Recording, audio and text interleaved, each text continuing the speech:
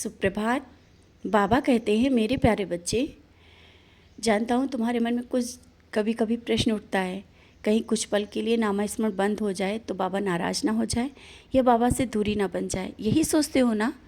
ऐसा क्यों सोचते हो? आवश्यक नहीं कि तुम्हारी हर एक ज़बान में जब बोलते हो तब नामस्मरण निकले, हर एक सांस में भी तो नामस्मरण होता है। और तुम मुझे याद करते हो, कभी भूलते ही कहाँ हो, हर पल तो याद करते हो। ये मत सोचो कि तुम्हारा नामस्मरण बंद होने से, कुछ पल के लिए याद ना करने से मैं तुम्हें भूल जाऊंगा। मेरा तुम्हारा रिश्ता क्या इतना ही है? जन्मों जन्मों का रिश्ता है, ऐसे नहीं भूल सकता हूँ मैं तुम्हें। तुम्हें मैंने अपनी ओर खींचा हुआ है, तुम्हारा हाथ पकड़ा हुआ है। क्यों? इन जन्मों का रिश्ता नहीं है, जन्मों जन्मों का तुम्हारा रिश्ता है मेरे से। और तुम हर पल मेरे साथ हो।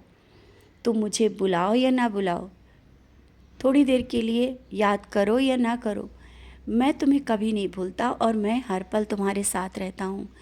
मैं तुम्हारी पूजा और भक्ति जिस तरह से भी कर रहे हो, ज़्यादा ज़रूरत नहीं है कि तुम मेरे पास बैठो, घंटों बैठ करके मेरी पूजा करो। तुम मुझे याद करते हो चलते फिरते, यहाँ तक कि तुम मुझे बाहर भी ढूंढ करके मुझे याद कर लेते हो, मुझसे बातें करते रहते हो मन ही मन। और अगर कोई कुछ कहता है ना, वो भी तो तुम मुझसे बोलते हो। तो मैं कहाँ तुमसे दूर हूँ, मैं तो हमेशा तुम्हारे पास हूँ, परिवार की तरह, एक घर में एक सदस्य की तरह मैं तुम्हारा ध्यान रखता हूँ। और जो परिवार में छोटी छोटी बातों को लेकर परेशान हो ना, कि रिश्तों में जो सबसे दूरियाँ आ रही हैं, परिवार बिखरता हुआ तुम्हें दिख रहा है ना, इस चीज़ को लेकर के क्यों परेशान हो? सोच रहे हो कहीं ऐसा ना हो कि परिवार में बिखराव आ जाए, और तुम उन सब बातों को समझाते जा रहे हो, समेटते जा रहे हो, फिर भी नहीं सही कर पा रहे हो। बिखरा हुआ दिख रहा है सब कुछ। ये सोचकर तुम्हारे मन में एक अलग ही उथल पुथल मची हुई है, विचारों में परिवर्तन हुआ है, और ये सोच रहे हो क्या करें, कैसे होगा।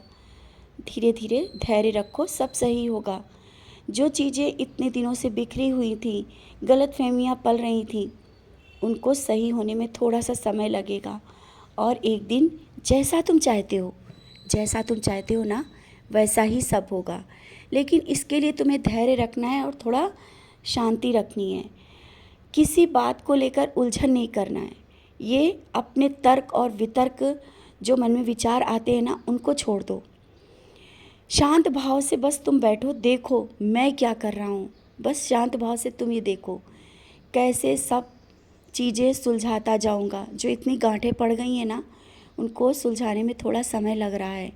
धीरे धीरे सब रिश्ते सुलझ जाएंगे, और जैसा तुम परिवार चाहते हो, हाँ, सब वैसा ही होगा। सब मिलजुल करके रहेंगे। ये शायद तुम्हारे लिए भी सपना लगता है कि कहीं ऐसा भी हो सकेगा कि सब मिल के रहेंगे, सबके मन की गलतफहमियाँ दूर हो जाएंगी। होगा, ज़रूर होगा। और किसी की परेशानियों को लेकर भी तुम परेशान हो ना, घर का कोई भी सदस्य अगर दुख में होता है, परेशान हो जाता है, ये परेशानी में होता है, तुम भी परेशान हो जाते हो। लेकिन किसी की परेशानी को लेकर के तुम इस समय बहुत दुखी हो ना, तो तुमने उसके बारे में मुझसे बोला भी तो है, अर्जी भी तो लगाई है।